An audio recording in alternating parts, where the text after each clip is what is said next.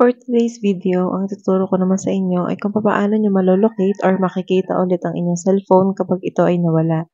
At kung gusto mong malaman kung paano, manatili ka lamang sa video ito at kung bago ka pa lamang dito, please subscribe to my channel and click the notification bell para maging updated ka sa mga panibago kong video.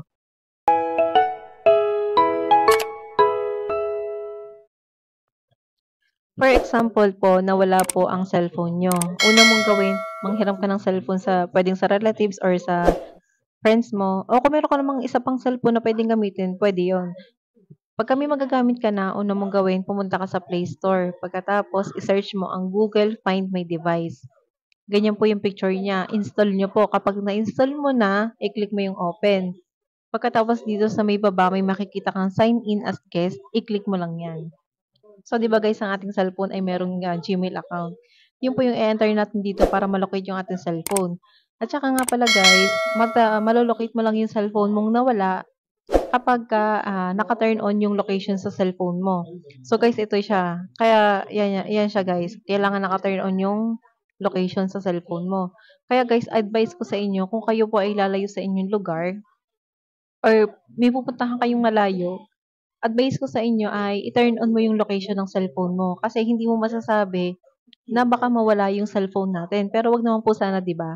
Yung pagta-turn on po ng location for assurance purposes lang po para once na mawala siya, malolocate mo siya at pwede mo pa siyang makita ulit. So, kapag nandito ka na, ilagay mo dito yung Gmail account mo. Pagkatapos, i-click mo tong next. Tapos, enter mo lang yung password.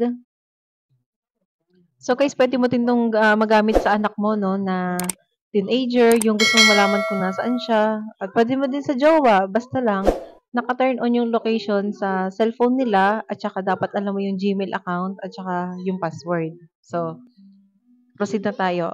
Pagka nalagay mo na yung password, i-click mo tong next. So, after nyan, diyan, makikita mo diyan yung kung anong unit ng cellphone. Pagkatapos ay ilang percent na lang yung battery niya. Ayan. Pagkatapos ito guys, ayan yung exact location ng cellphone na tinrace ko. Ayan yung may green na to. Ito sa taas. Ayan. To. Yan yung may green na yan. I-click mo lang yan kung gusto mong makita yung pinaka-location niya.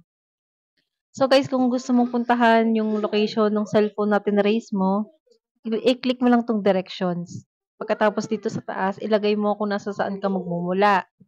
O for example, magmumula ako dito sa lugar na to. Diyan, lalabas na diyan yung way papunta doon sa nilocate ko na cellphone. So, di ba guys, ang galing po ng application na to. Kaya, kung gagamit ka ng ganitong application, guys, advice ko po sa inyo ay kailangan naka-turn on po ang inyong location sa cellphone. So, sana po makatulong ang video ito. Thank you for watching, guys.